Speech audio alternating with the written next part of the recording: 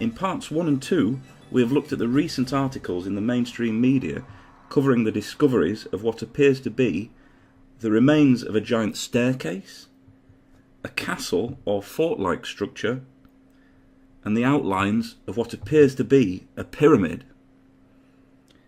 We have also covered the voyages of Admiral Perry Rees and his 1513 map, outlining Africa, South America, and Antarctica under the ice, a mystery still unsolved today. If you enjoy this video, please like, share and subscribe. But with that being said, let's get straight into part 3. So we've previously looked at some of the potentially ancient finds in the recently reported mainstream media. But today I want to talk about the more recent past, starting with the great explorer Admiral Richard Byrd and Operation High Jump. Operation High Jump was a 1946-47 operation which included a full task force of 13 ships, 4,700 men and 33 aircraft, with the stated aim of establishing a research base, Little America 4.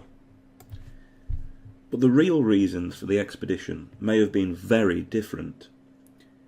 A Russian documentary reported that the units of Operation High Jump were attacked by flying saucers operated by a secret Nazi base on Antarctica that had survived World War II, which had been established during the war and during the expeditions by the Nazis to Schwabenland. Admiral Byrd had this to say directly before setting sail in 1946, and this relates directly to a recent mainstream media report that John Kerry has recently visited an old Nazi base in Antarctica. Admiral, an expedition to which I believe you're the advisor is now en route. What is that expedition doing? Well, that's the icebreaker N.A.S.A, and it's a reconnaissance expedition. It's going down to the South Pole area to make certain observations and to look for some bases.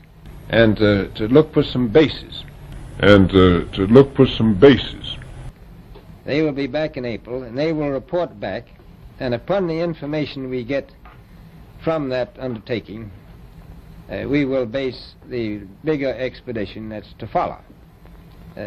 Is that very definitely planned, or is that... That is being planned right now. So I'm willing to say to you that there will be a number of expeditions that will follow, I think, year after year, at the bottom of the world, because the government has really become interested.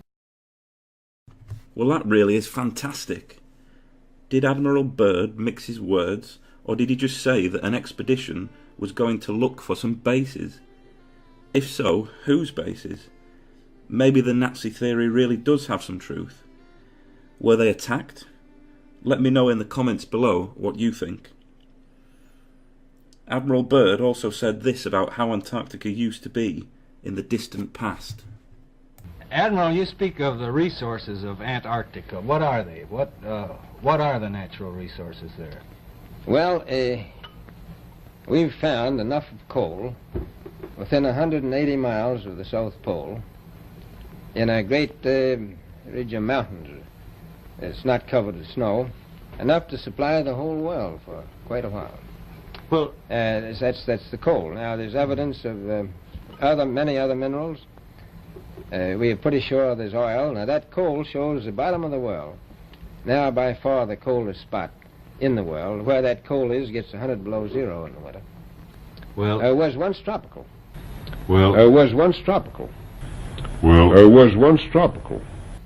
So we think there's oil there, and there's evidence, probably uranium there. Is it any secret? Is there uranium there? That would be the only thing that would be practical to actually go after, I suppose. Everything else would be economically unfeasible, wouldn't it? Well, as we recklessly expend our resources, the time will come when we'll have to go after that stuff down there.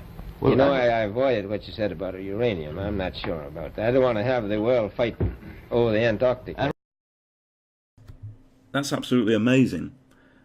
So in the very same interview, Admiral Byrd has mentioned that not only is the expedition looking for some bases, but also that the Antarctica used to be tropical.